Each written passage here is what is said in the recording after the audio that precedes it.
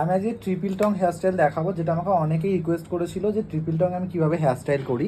তো triple টংয়ে hairstyle করার জন্য কি করতে করি, আমরা সেকশন ওয়াইজ সবাই ট্রিপল টং করে, কিন্তু লোকের ট্রিপল টং স্টে করে না।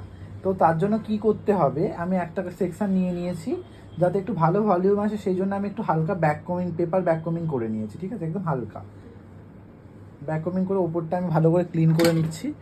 তারপর এটা যাতে বেশিক্ষণ হোল্ড হয় সেই জন্য আগে আমি একটু হার্ড স্টে অ্যাপ্লাই করে নিচ্ছি। এটাকে আমি এবার একটু শুকনো করে নেব। তারপর আমরা কি করব, ট্রিপল টংটা অ্যাপ্লাই করব। দেখো সামনে থেকে,